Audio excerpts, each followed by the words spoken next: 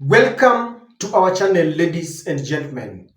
I want to thank you for your continued support to this channel. Now, ladies and gentlemen, I want to begin this analysis by expressing my deepest condolences to the family of this 13-year-old grade 7 girl who was mauled by a lion in Rongai. It's a very sad story.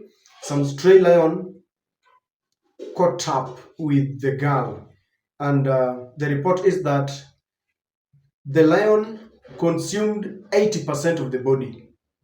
It's a very sad story, and I think the Kenya Wildlife Service must do something because this will result into wildlife human conflict. It is a very, very sad story, and we really join the family in prayers. May God give them strength. It is really very sad. Now, ladies and gentlemen, the race towards 2027 is heating up every day. It is clear that William Ruto has set his eyes on the big prize. He wants to be elected for a second term as the president of Kenya, and he's saying he's ready for the test. He's saying that when he was elected, he understood the job, and according to him, he has done more than enough, above average. If it were in the CBC sector now, we would say meeting expectations. That's what he believes in, and he believes that by 2027 the government will be exceeding expectation. And there are several people who are ready to give Ruto a run for his money, and Kenyans are really waiting to see who is going to be unveiled as the opposition leader, not leader per se, but the opposition candidate, because that basket is almost full. We know that Kalonzo was and is still very ready.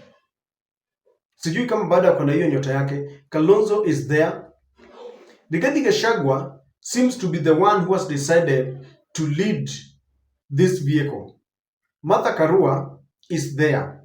Eugene Wamalwa, George Natembea, and then recently Fred Matiang'i jetted into the country amidst expectations, amid speculations, and amidst accusations that he's indeed a project, Uhuru project, because Fred has never said he wants to run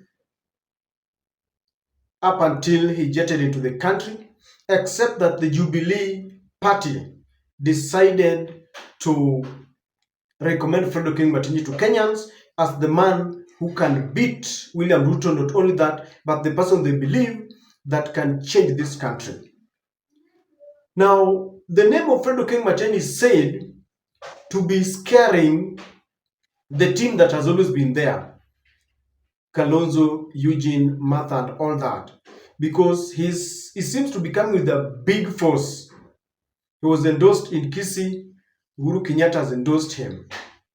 And it is said, because recently Rigathi Gachagua had declared that they are going to look into possibilities of working together to produce one candidate.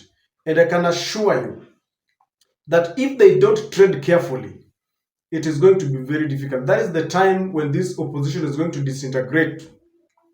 It is going to be like, which year was that, when Matiba, Ogingo Dinga, Martin Shikuku, the opposition was really divided, and it gave the late president Daniel Toroitich Arap Moi easy time. But now, apart from the national outlook that these candidates must have, they must be endorsed, if you ask me, from their background. Like Fredo King Matiang'i is now battling it out with David Maraga. They both come from the Kisii land, sons and daughters of Omogusi, and it seems like from within Kisii, Fred is being endorsed over Maraga. But the national outlook many feel that maybe Maraga has got a lot of integrity.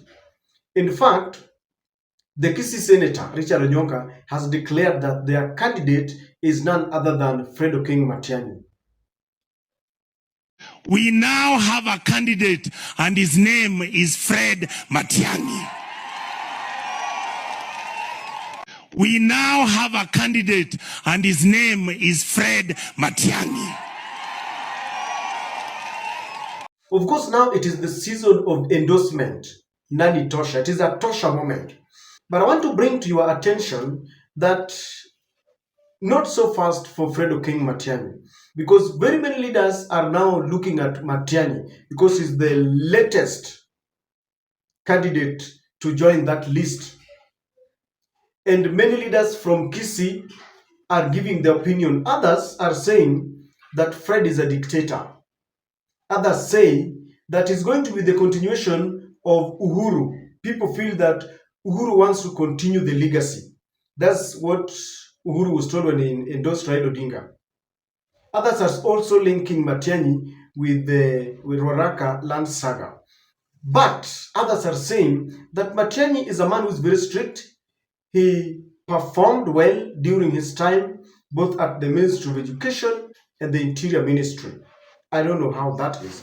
But one of the very leaders from Kisii who aired her view is none other than Roselyn Akombe. And Roselyn Akombe has given a tweet that seems to be endorsing Maraga, the former Chief Justice, over Fred King Matiang'i, the former Interior Cabinet Secretary. And before I read what Roselyn Akombe wrote, I want to ask you to subscribe to our channel, please, and click the notification bell. Don't forget to like and share videos. It's one of the ways of supporting this channel. Between Fred King Matiang'i, if I have to narrow down, between Fred King Matiang'i and David Maraga, if you are given a chance to choose between only the two of them, who will you choose and why?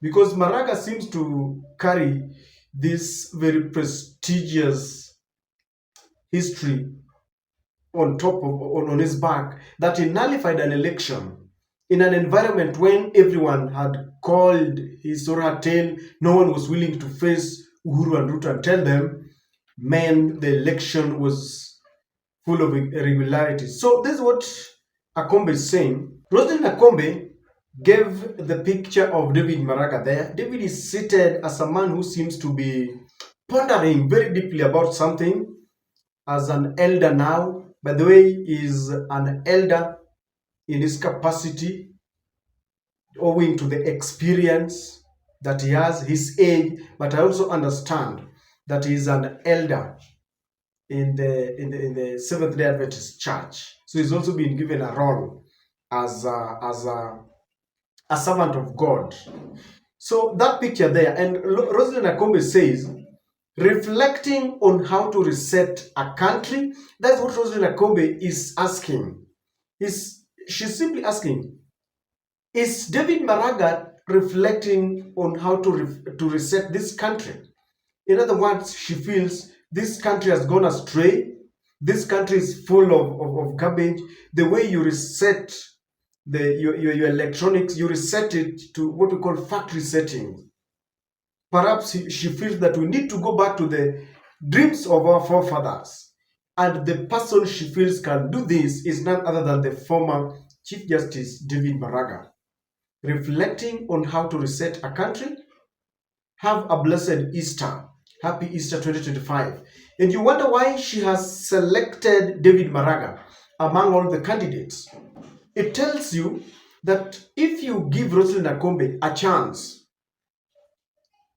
maybe as a leader who comes from Kisii, and you give an opportunity to choose between Maraga and Fred King Matiang'i, from the tweet, she will choose David Maraga. I don't know what you think, but I feel that she will choose David Maraga.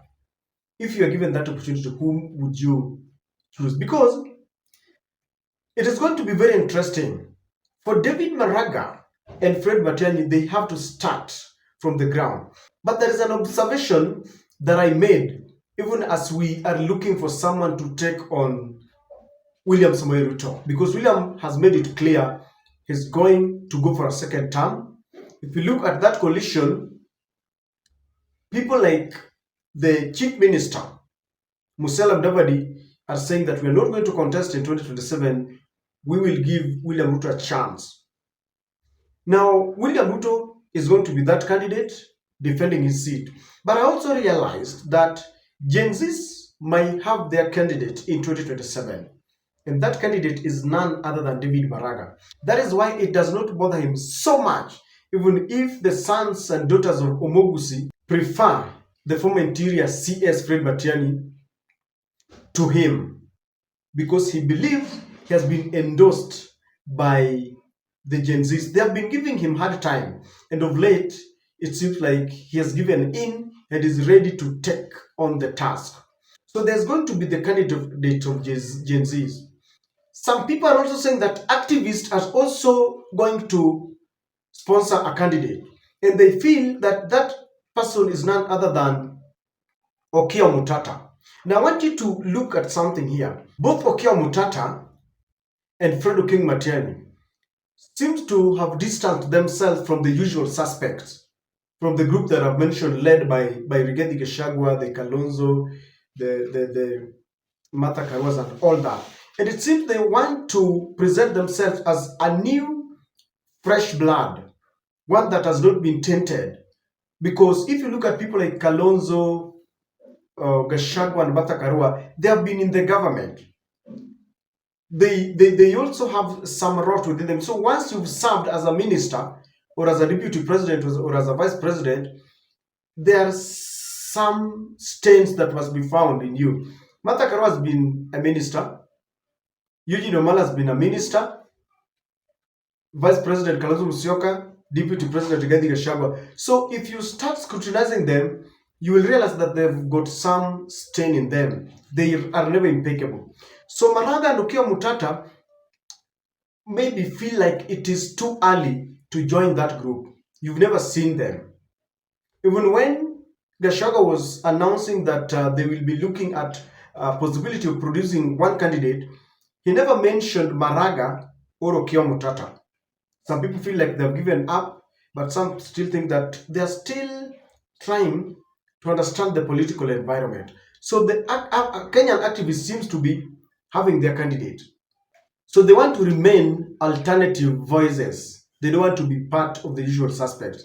Then it is said that Rigathi Gachagua is going to have his candidate. Rigathi controls some masses, Mount Kenya votes. And some people feel that with the masses that he controls, he feels he must have a say. Many people feel his candidate is going to be Kalonzo Musyoka. He has said that Gema must be reunited.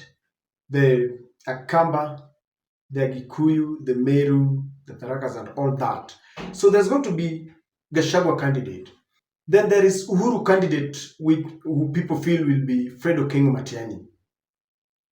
And if they're not going to unite, we might have Ruto, Gen Z, activist, and Uhuru and Gachagua, 5 in the ballot. We do not know what Raila is thinking. They have made it very clear that they are working with the government up to 2027. We do not know what is going to happen after 2027. Kulingana nao wanasema ni wakati wao wa kukamua. Wanasema they've been out of government for long and they don't want to rock this government now. They want to take their time hata wao wapate hiyo keki wakule kidogo. After that, we are not very sure what is going to happen. So if Raila decides to contest, we have 6 candidates. Or Raila decides to say someone tosha, or is going to decide to support William Samoei Ruto. Now, what happens in the event that all these people decide to contest? Because supremacy battles are going to play. Just like we have seen, I don't think Maraga is going to stop at any moment.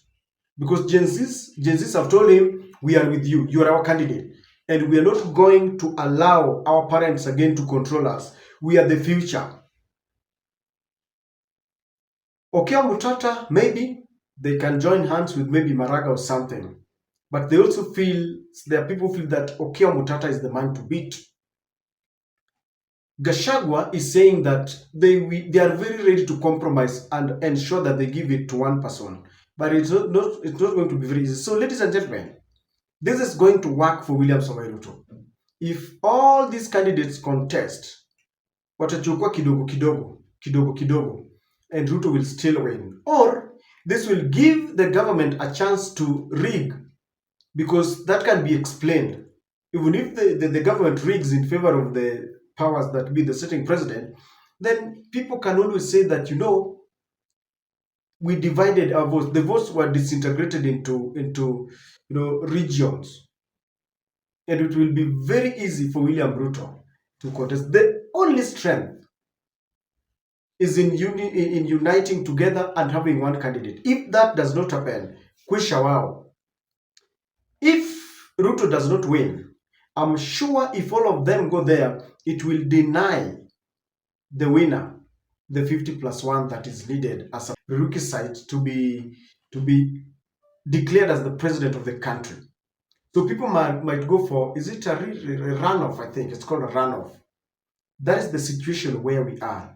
But Roselyn Akombe's tweet simply tells you that people are divided, because Roselyn is one of the very daughters of hailing from Kisii, and she has already endorsed Maraga.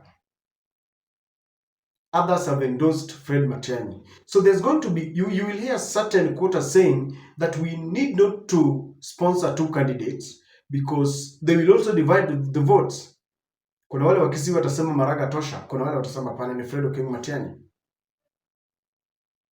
So the Kisiis might want to decide to compromise, try to compromise one of them, which is not going to be very, very easy because they are sponsored by different interests.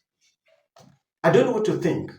What would be your take if you were given a chance to be in a committee where Maraga and Matiang'i are seated down and you are told, try and look for one person?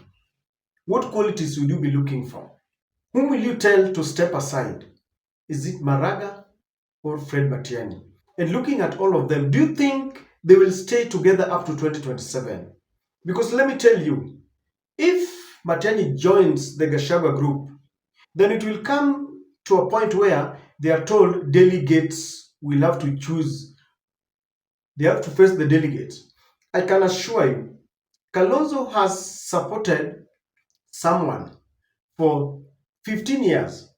I don't think he's ready to support, even in terms of seniority. Kalonzo feels he's more senior to Fred Matiang'i, and so I don't think he can work under Matiang'i.